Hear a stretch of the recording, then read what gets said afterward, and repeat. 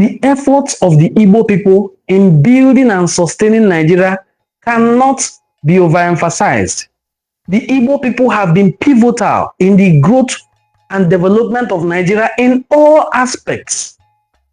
Be it sports. In sports, the first time Nigeria won the Nations Cup, they were captained by Christian Chukwu, the one we all call chairman.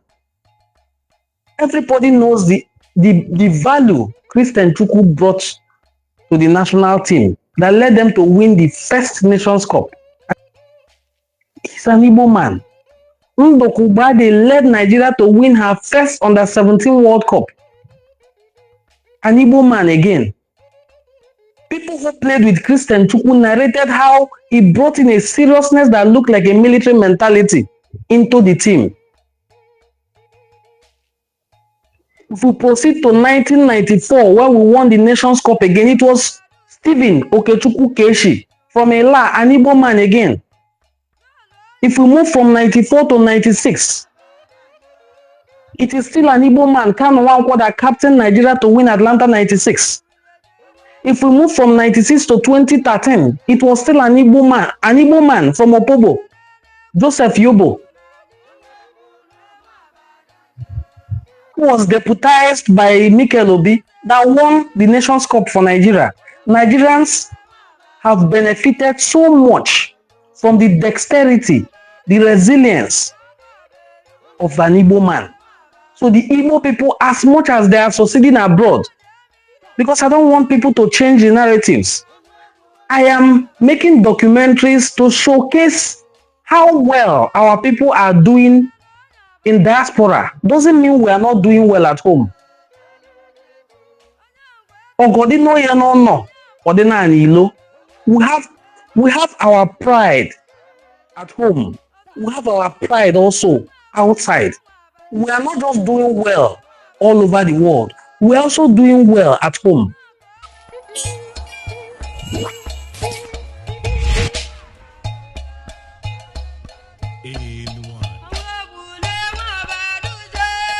Today, we are looking at Igbo greatness.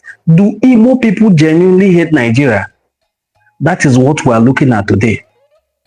So we are going to discuss that topic elaborately.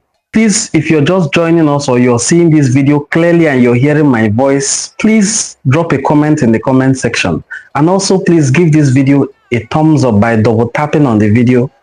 Do Igbo people truly hate Nigeria? The answer is no. I won't say yes and no. The answer is no. How is it no?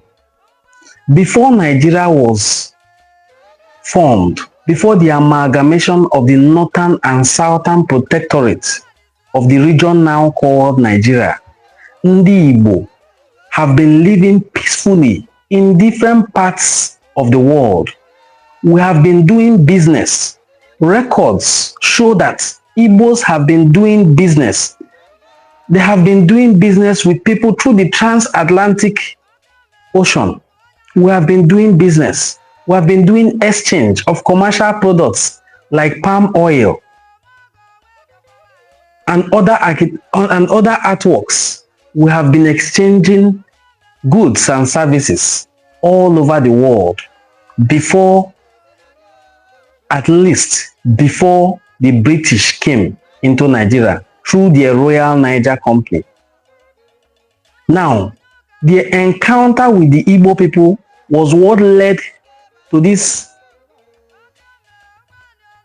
picture I used as thumbnail that says the Igbo story that sold.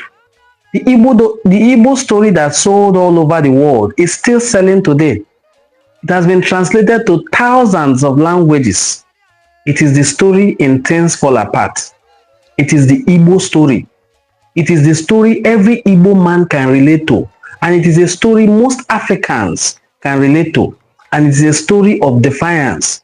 A story of a people resisting colonial rule. It is a story of a people saying, this is how we used to live and this is how we are meant to continue. You have just interrupted our culture, our lifestyle. Things fell apart. That is the Igbo story. So when the British came they met resistances. They met resistance in Ekumeku. They met resistance in Aba women's resistance. They met resistance in Enugu when coal miners did their own demonstration. They met resistance all over Igbo land. So they had on their own labeled the Igbo people as ungovernable. Unlike the people they met in the northern region. So they had on their own set a standard of what they would want the Igbo to be. Even when it was by the efforts of Dr. Nnamdi Azikiwe, in whose shoes Awolowo and Abubakar Tafawa Balewa could not fit in, was the most qualified to be the prime minister. They made him just a ceremonial president. After he was governor general, they made him just a ceremonial president. So they knew what they were doing. They knew what they were doing. The efforts of the Igbo people in building and sustaining Nigeria cannot be overemphasized. If I start from the colonial times where I just mentioned Dr. Nnamdi Azikiwe, if you go to Lagos State, most of the infrastructural development you will see there were brought in by Kingsley Ozumba Mbadiwe, an Igbo man. And there are so many other Igbo names which I am too young, unless through research, to drop here. The Igbo people have been pivotal in the growth and development of Nigeria in all aspects. Be it sports. In sports, the first time Nigeria won the Nations Cup, they were captained by Christian Chukwu, the one we all call chairman. Everybody knows the value Christian Chukwu brought to the national team that led them to win the first Nations Cup. He's an Igbo man. Ndokuba, they led Nigeria to win her first under-17 World Cup. An Igbo man again. People who played with Christian Chukwu narrated how he brought in a seriousness that looked like a military mentality into the team. If we proceed to 1994, where we won the Nations Cup again, it was Stephen Okechukwu Keshi from Ela, an Igbo man again. If we move from 94 to 96, it is still an Igbo man, Kanu Nwankwo, that captained Nigeria to win Atlanta 96. If we move from 96 to 2013, it was still an Igbo man from Opobo, Joseph Yobo, who was deputized by Mikel Obi, that won the Nations Cup for Nigeria. Nigerians have benefited so much from the dexterity, the resilience of an Igbo man. So the Igbo people, as much as they are succeeding abroad, because I don't want people to change the narratives, I am making documentaries to showcase how well our people are doing in diaspora. Doesn't mean we are not doing well at home. We have our pride at home. We have our pride also outside. We are not just doing well all over the world. We are also doing well at home. I've just discussed sports. If I go into modern politics, some of the people who have made Nigeria look as if it is a nation at all and gain respect in the global community are of Igbo extraction. Do I start with Professor Dora Akunyili and her contributions during her time in NAFDAC? Most people don't know that after her time in NAFDAC, she made the greater contribution. Most people remember as, Dora NAFDAC, not just NAFDAC. She didn't stop at NAFDAC. After NAFDAC, she was given an appointment as the Minister of Information. People don't understand what a Minister of Information means. In fact, herself has talked about it severally, that she didn't fully understand the role until, God bless his soul, President Umaru Musa Yar'Adua sat her down and explained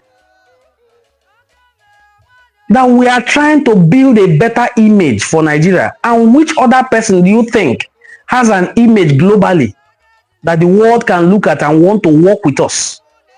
None other than Dora Akunyili. And they gave her the appointment as a Minister of Information. She was the one that brought in that slogan, rebrand Nigeria. That slogan you hear, Nigeria, good people, great nation, came from an Igbo brain. And her most crucial contribution was when Yaradua, her boss, fell sick. She was the first woman that had the guts, the Igbo woman guts, because that guts does not exist anywhere in this world anymore. She was the only one that had the guts to organize a press conference and tell the world that Yaradua was dead. Even when the inner caucus, the kitchen cabinet were fighting her, they were looking to do something to try to replace the president with somebody while we continue to be fooled. But she picked up her microphone, told the world that our president is no more. That is an Igbo woman. I've just been discussing one Igbo woman, and it will look like it is one. There are many on that list. Many. Before, during her, and after her. In that same epoch, you had Dr. Ngozi Okonjo-Iweala, who is presently the DG, the first black woman to hold the World Trade Organization. She was our Minister of Finance, and she remains the only person to hold that position of Minister of Finance for 2 tenures. It is not a joke. And we all know how Nigeria's economy fared while she was Minister of Finance, and how much was left in our coffers when she left. Is it all Bieze Kwesili I should talk about? We had Igbo women. I'm mentioning the women. I've not even talked about the men.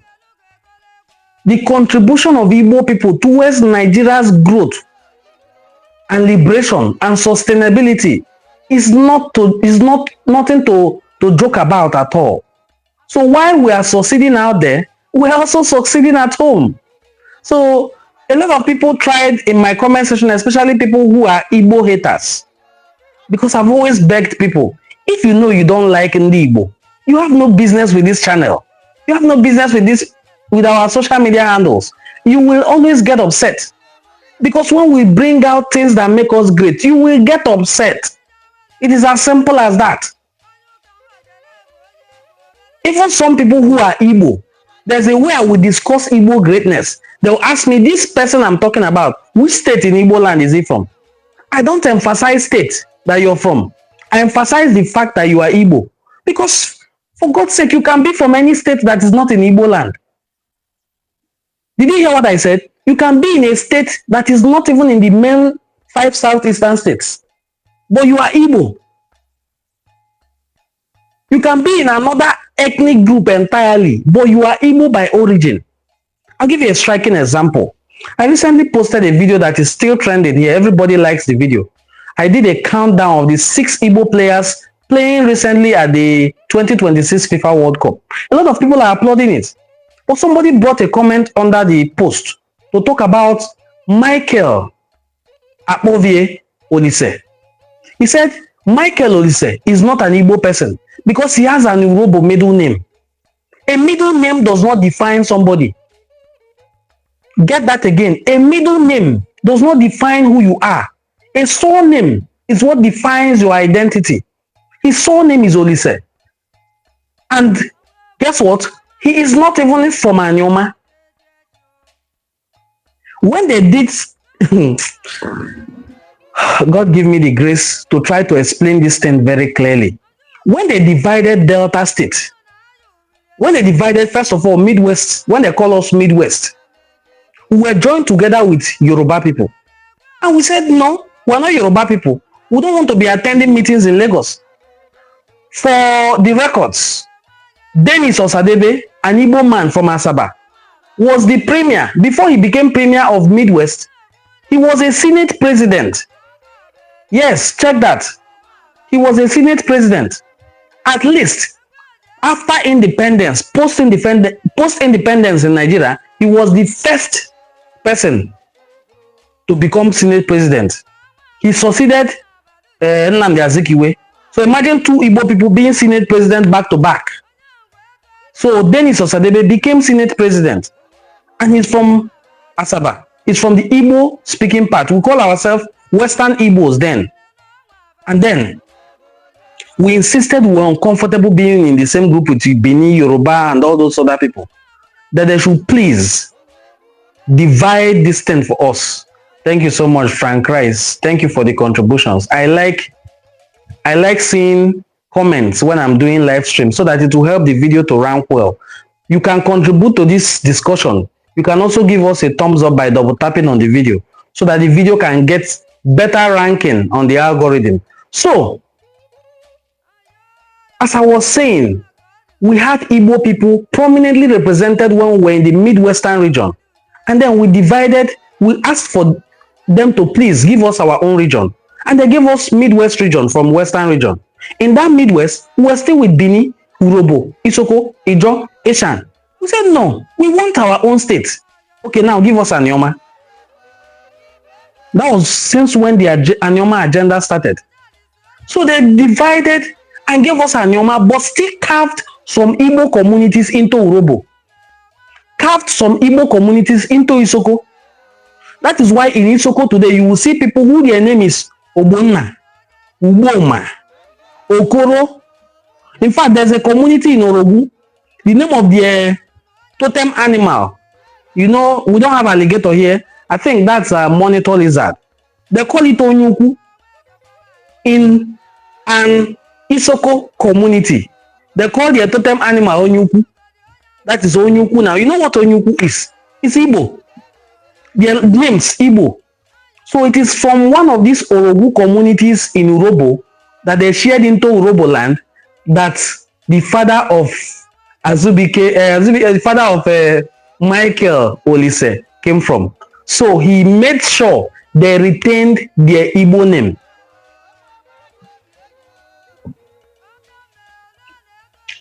Is Isieke? I think Isieke in Anambra State. So they made sure they retained their Igbo name Olise. But he doesn't want to reveal the particular community because of security concerns. And we understand all that, we that are from here. We have been here, we have been seeing what they do with people. Michael Obi's father suffered. Ngozi Okonjo-Iweala, her mother suffered as well. So the family of Michael Olise do not want to reveal the particular community they come from. But just know that there are Igbo people in Delta State who were carved into Urobo. No, Urobo people will be bearing name like Olise. It's not possible now. So they have a middle name Urobo so that they can show where they live. But his surname is an Igbo name. So I'm just trying to give you a striking example that when I'm talking Igbo greatness, I do not try to bring in the state that the person comes from. Because if I do, you may say, they are not Igbo, they are not from the 5 South. Igbo states are 13 minimum, 13. Even inside this 13, when I say Anioma, we have 9 local governments out of the 25 in Delta. You would think it just ends in the 9. It doesn't end in 9. Some parts of Anioma people are in Edo. The Ika people were balkanized into 2. They left a banke in Edo. You come to this side too. From Kwale down, they went to those border towns, carved in Igbo communities. To let you know that I'm not joking. And what I'm saying is true. In the Delta State Council of Traditional Rulers, their documents, these communities are still listed as Igbo, but they are in Isoko. More than 15 communities listed as IBO, Igbo, but they are in Isoko. So their hope is that over time, they will start accepting that they are no longer Igbo, they are now Isoko. But it's not possible. You will go there and see surnames like Okoro, Obonna, Uboma, Nwaboke. Igbo names. Even if they have started losing the language, but their totems, their shrines, their basic items are Igbo in language. That's not the topic I'm discussing. I'm centering this topic on Igbo greatness. So, Ndi Igbo are great, both at home and in diaspora. I started with sports. Thank you so much, Cici. You said you're commenting from Munich. Thank you. Please, My brothers and sisters, give this video a thumbs up to help it to rank better on the YouTube's algorithm. If a video ranks well, it can go viral. I'm hoping that one day this channel can go viral as well. I'm also hoping that if you are not a subscriber, if you are not yet subscribed, please subscribe. Hit the subscribe button so that next time our video can pop up on your feed. If you are Igbo or you are somebody who loves Igbo culture. So the Igbo people are excellent both at home and in diaspora. Look at the factor. I don't call him a human being anymore. Look at the factor called P2B. Look at how he is going. Look at how his life has been and how it is now. People look at him not as a human being, but as a representation of something they want. People want a better governance, and they are looking at an Igbo man as that solution. Because the Igbo people have continued to provide solutions. Somebody said, are they, the people ruling the southeastern states, are they not Igbo? Why have they not made southeast better than it is? Southeast may not be perfect, but you see that southeast that has 5 states, that region is more developed than any other region in Nigeria. I want to know which region is more developed than the southeast. I'm waiting. Let anybody who knows that region that is more developed than the southeast, let me know in the comment section. I'm waiting. No region. We're in the south now. I'm Igbo, but we're in the south. Is south more developed than the southeast? Is the south more developed than southeast? Because that's the only place that could have compared. Or southwest. In the southwest, everybody runs to Lagos. But I wonder how you will tell an Anambra man that he's from Enugu and he will accept. But you will see an Ondo man proudly claiming Lagos. I am in Lagos. It's our home. Igbo should go to your home. He's from Ondo State. The other one is from Osun State. The other one is from Ekiti State. All of them have bundled themselves in Lagos. I wonder how somebody from Umuahia will go to Enugu and be claiming ground that he's from Enugu. It doesn't happen. He will be claiming Aba. He will not even claim Umuahia. This is how the Igbo people have developed their place one after the other. I don't know, but I've put out documentary out there. Some of the things we put out, it's not a joke. They report them. When I put out a documentary about Owerri, it's still on Facebook. It's viral on Facebook. But here on YouTube, people reported it. Especially because there was a video clip that I used that is, I do not have the rights to use. So I should pull it down. The anger, the envy in people is much. But they were the ones who said we don't have history. Now we are bringing out our history and you are crying. What I owe such people is that I'm not here to impress you. I'm not here to make you happy. If you don't like Igbo people, you certainly are going to develop BP by watching our videos. Because we don't bring out regular things. I am not a sociologist. I did not also study history. I am a scientist. I did sciences and I made 2-1. I'm going to post my profile one of these days. So I am very meticulous in my research and I make sure they add up before I bring it out. I follow a scientific approach to give you my videos and they are well documented. So I don't do conjectures. I make sure they add up to a reasonable degree before I bring them out to you. So, the Igbo greatness is not just Odemma n'ilo. A na-esi ụnọ adịlụ mma aga n'ama. Ụnọ ka isi dị mma. And that is in a nwata dị mma. The Igbo greatness is also not male-centered. You can see how our women are doing very well. An Igbo woman, Uzoma Asagwara, is currently not, we don't have to reach in the past, because when I said those other things, I say, past glory. It's not past glory. It's something you have to deep hand and bring out. An Igbo woman is currently the deputy premier of Manitoba. An Igbo man is the immediate past Solicitor General and Commissioner for Justice and Minister for Justice in Alberta. He was also Deputy Premier of Alberta. These are Igbo people. In the NBA draft that was just done on the 23rd of June, you saw me post video of Ebuka Okore. It wasn't just Ebuka Okore. I just had to focus the camera on Ebuka Okore because he's just 19 years old. Ebuka Okore is just 19 and it is his first year in college basketball. First year. Imagine when he hits his 4th year or 5th year, how well he will go in the ranking. First ranking, he went to number 17 overall in the NBA lottery pick. So, the Igbo greatness, my brothers and sisters, you know, I'm not trying to convince you. I'm just doing this because of the naysayers who say, go and build your home. You see their comments on this page now. Go and build your home. You are busy. All the money, you know, that you're building the whole world. You have left your home.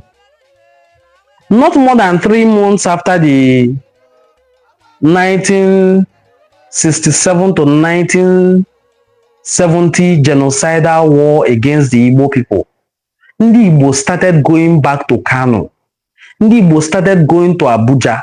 Ndị Igbo started going to Maiduguri. Ndị Igbo started going to Kaduna.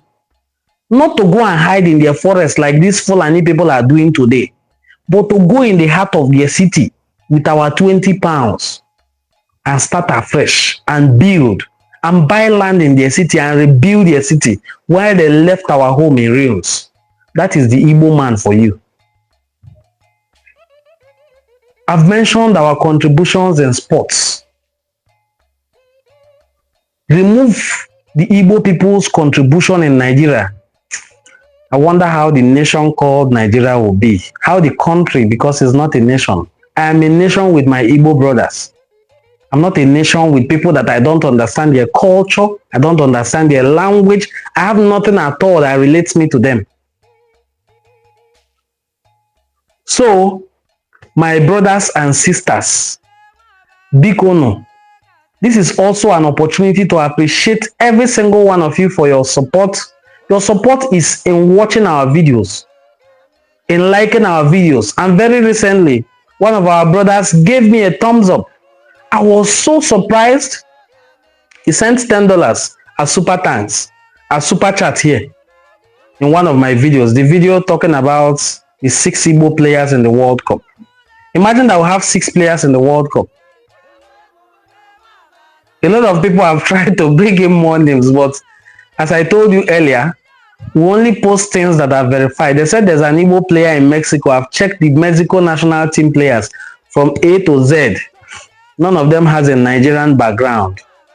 Even if it's your mother's line, I would have tried, but there's no one whose mother is a Nigerian there. So, my brothers and sisters, I want to use this opportunity to thank you. Wow, Okafor Donald, thank you so much. So this is one of the reasons why I do live stream, because it exposes the channel to new viewers. Please, my brother, thank you. Please subscribe so that you will see our video next time. And also, my brothers and sisters, I was telling you that one of our brothers gave me a super chat, and in 6-7 months, I have not seen any such super chat. So I thought maybe YouTube has removed the feature for Nigerians because I am in Nigeria. I am in Asaba. There are many features that are useful on YouTube, but they are not, Nigerians are not eligible for it. And because I am in Nigeria, I'm not eligible to it. So I thought maybe they have removed it until I saw that super chat. Thank you so much, Charles. God bless you. So please, if you are not yet subscribed, use this opportunity that our brothers and sisters are subscribing to please hit the subscribe button. And please, this video that you're watching is just to double click it and you have given it a thumbs up. Please give this video a thumbs up by double clicking on it. Please give it a thumbs up, double click on the video to give it thumbs up. So, very lately, we started projecting Igbo people who are doing well, both at home and in diaspora, but majorly in diaspora. This is because there's a reason why we don't do things because we just want to do. Everything is targeted towards a purpose. There is something we aim to achieve. What do we aim to achieve by showcasing that an Igbo man is this in this country, an Igbo man is that in this country? Just to let you know, Franklin, thank you for bringing up the story of Olaudah Equiano. It will interest us to know that Olaudah Equiano, who is an Igbo man, it was his writings that was the major document that was used in the abolishment of slavery. So he is recorded and remembered all over the world as an abolitionist. And that is not a coincidence. That is one thing Igbo people are known for. That is what I put in the thumbnail, the picture you saw there, the Igbo story that sold. The Igbo story that sold is Things Fall Apart. And in Things Fall Apart, the Igbo people simply said, we are not ready to be colonized. They were fighting with colonialists. That's what Okonkwo was doing. The side of Okonkwo that I picked is the Igbo man who is not ready to give up his culture and tradition. He was ready to fight for it. That is what the Igbo people are known for. But whether the ones that did the Igbo landing incident in Dumba Creek in Georgia or in 1803, or the ones that fought in Enugu, or the women that picked up sticks and said, no, you cannot tax us in our homeland in Aba in 1929. Or the ones that said no, Oyibona, those were the Ekumeku fighters. The Igbo people have maintained this principle of not bowing to foreign leadership. They always want self-determination till today. If I post these videos that I post, a lot of Igbo people tell me, don't mention Nigeria, don't mention Nigeria, don't mention Nigeria. They are still angry and their anger is justified. I usually laugh at people who tell them to forget about anger, let's move on. Let's move on from where? After what happened in Rwanda happened between the Tutsi and the Hutus in Rwanda. After the Rwanda genocide, that is a child's play. I'm sorry to do this kind of comparison, but the Rwandan genocide is nothing compared to what happened in Igbo land. But go to Rwanda. They have museums. They have real museums with real skulls of people that died. The ones broken with cutlass, the ones pierced with spear, to let you know that this is what they went through. And they went through a process of national reconciliation. It is the way it is spelled. His name is not even Equiano. It can be Equi or Equiano. Equi. So the way the name is spelled, his name, official name was Gustavo.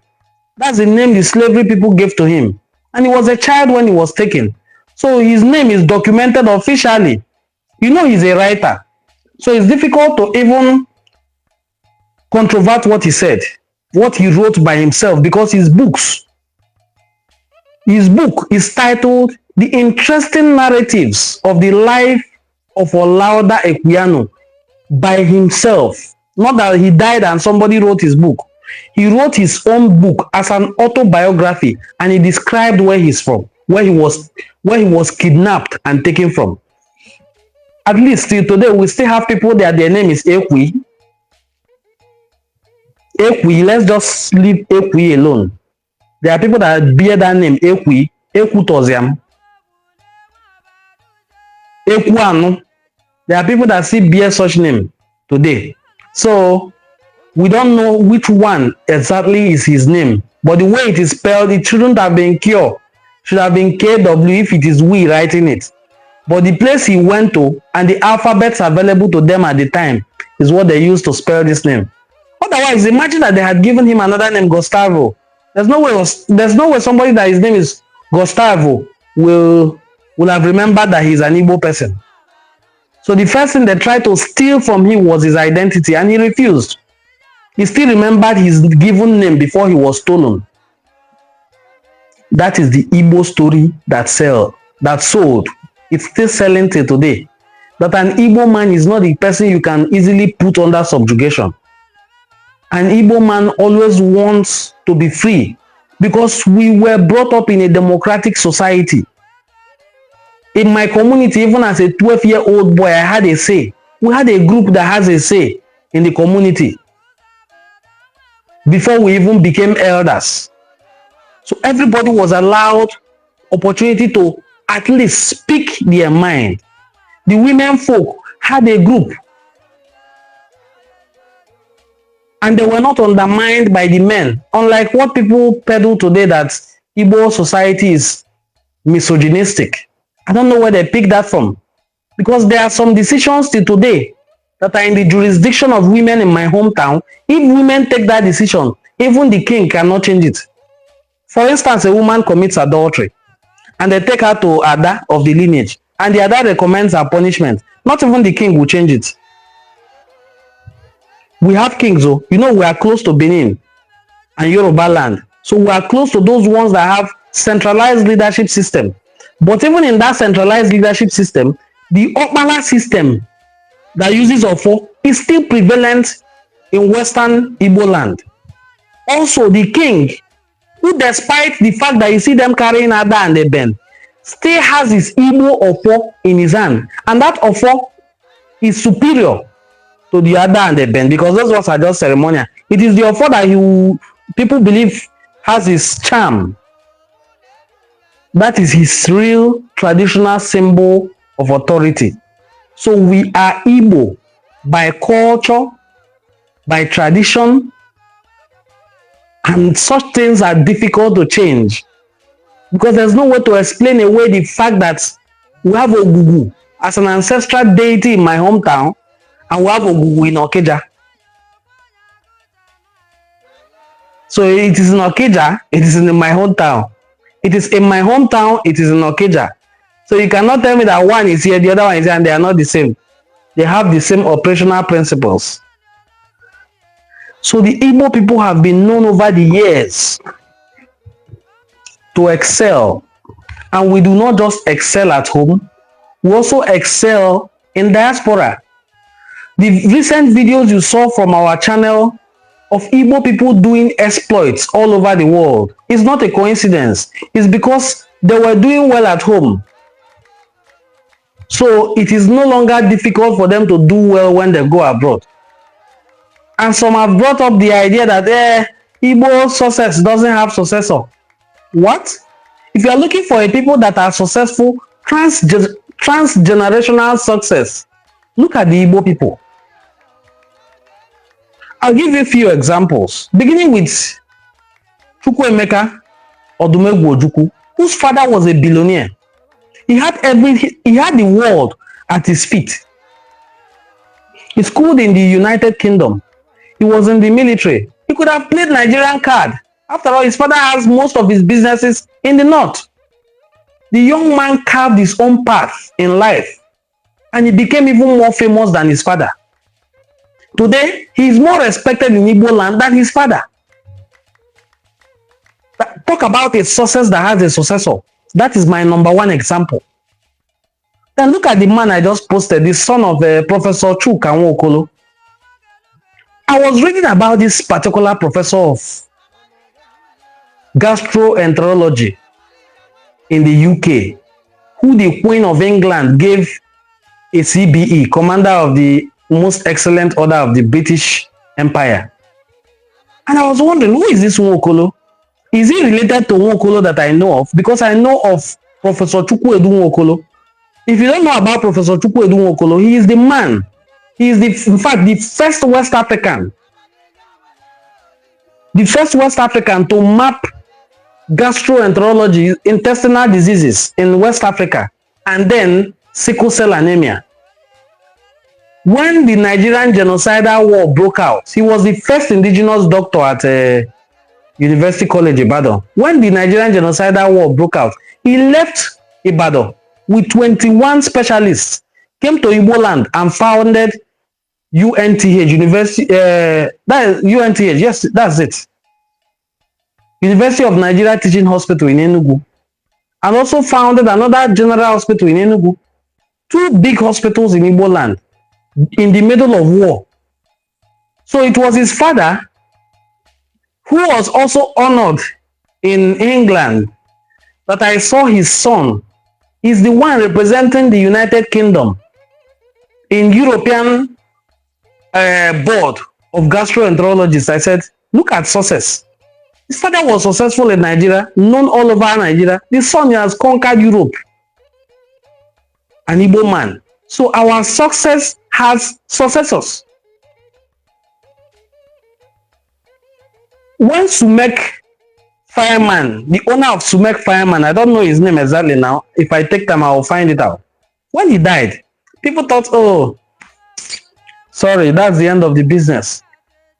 Go and buy Sumek Fireman generator now and see what his son has turned the business into. The Igbo people are known for greatness. The Igbo people are known for greatness. And greatness in us is like a seed. It is only in Igbo land that you hardly know the son of a governor. I am telling you this. Go and fact check it. Come to Delta State.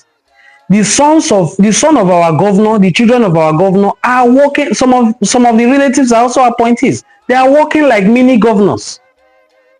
Go to Anambra near us here and see Ozumba challenging decisions that his father has taken. Even if some people don't like him, but he has shown the world that he's a man of his own. That is an Igbo man for you. They carve their own path and they succeed. They don't wait and say, my father has labored, let me come and enjoy. I don't know the children of Peter Obi. I've not seen them anywhere claiming their father's name. Imagine if an Igbo man was the president. He can be the president while the son is looking for something else to build his own name. So the seed of greatness in us is everywhere. Do I start talking about Dora Akunyili that I talked about? Is it not the daughter that I posted her video a few days ago? That painted the portrait of the Obama family that is now at the Presidential Center in Chicago. Our success has, should I start talking about the children of Ngozi Okonjo-Iweala? Our success has successors. He said he was Dibia. Who was the Dibia? Let me check. You're talking about, okay, Kuyano proudly identified as Igbo. Yes, he identified as Igbo. That's why I quarrel with people who fight those who spell Igbo as IBO. Until we know it is Igbo, IGBO is the right spelling. But before IGB, before G, that is B, GB, entered as a letter in our alphabet. It was 1961 when Onwu's orthography was proposed and accepted that we started using B, GB.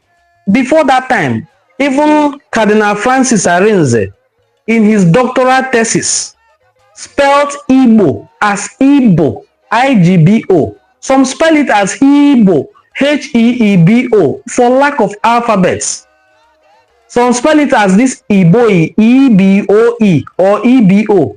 In fact, recently, AI, when you're doing automatic voice translation, spells it as Evo, EVIL.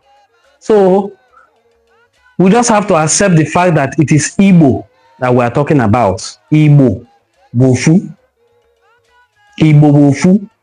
We should leave the minor separatist agenda of our enemies because they understand that our unity is our strength. So they try to do their best to make sure that we don't unite. They will tell someone in Delta that his ancestors went to Benin, then came back, therefore he is no longer Igbo because they came back from Benin. I am in Asaba. Let's assume I am in Akure now. I give birth to all my children in Akure. And after 20 years, we decide to go back to my hometown. So my children are no longer Igbo. They are now Akure people. I don't know how the brain of those people that talk about Benin works. Because as at then, there was no Benin. What we know about, what my grandmother tells us is about Anidu. Anidu. There's a place you will go to and you stay very long. You ask you, Ijidu. Because they believe Idu is a distant place. They will ask you, did you go to Mbia? Mbia is when you go to do medicine. Kobi Ijani do. So, we are Igbo and will continue to be. We will continue also to project Igbo greatness. This is just the beginning, and as you already know, we don't put out things that are already known. We have started from the unknown. We will now get to the known. It's a different strategy. People start from known to unknown. No, we started from the unknown. Those that they have never heard about before, who are doing excellently well all over the world, flying the Igbo flag very high. Just like these 6 boys are flying it in the World Cup. Noah Okafor is flying it for Switzerland. Kani Chukwuemeka is flying it for Austria. Chukwunonso Madueke and Ebere Chieze are flying it for England. Carlo Mmecha is flying it for Germany, while Michael Olise is flying it for France. That is Igbo excellence at its peak at the 2026 FIFA World Cup. Thank you everyone for supporting our channel. Please look through this channel. You will find so many videos you will find interesting. Some of the videos are members only, encouraging people to please subscribe to our membership. I won't say it's cheap. It's not cheap because nothing is cheap. It's affordable. I think around 1,000 naira or 1,200 naira. That's less than $1. So please subscribe to our membership. It's your way of supporting our work. Thank you so much for watching this video up to this moment. I'm about to at least go and rest. It's a weekend. But I thank you for joining the live stream and watching up to this very moment. My name is Prince Onwadine Mongozi Chukwuka Fortune. Please look through our channel. You will find these videos you can watch. Also support us by giving us super thanks. You can also reach out to us. Our phone number is there. You can send us a message on WhatsApp if you are led to support us financially. Because what we are doing takes finances. Yes, it takes a lot of finance to do what we are doing. Not just in terms of data. In terms of the applications that we make use of, we use VMake Pro, we pay for it monthly. We use CapCut Pro, we pay for it monthly. We use Adobe Voice Enhancements, we pay for it monthly. These are the ones I'm remembering, I'm mentioning. So we spend a lot of money to create these beautiful contents that you watch. But please, we are pleading with you to share them, comment on them, engage with them, subscribe to our channel, and if you are moved to do further, you can support us financially. Have a very wonderful weekend. I will look forward to seeing you in my videos that will be recorded and posted.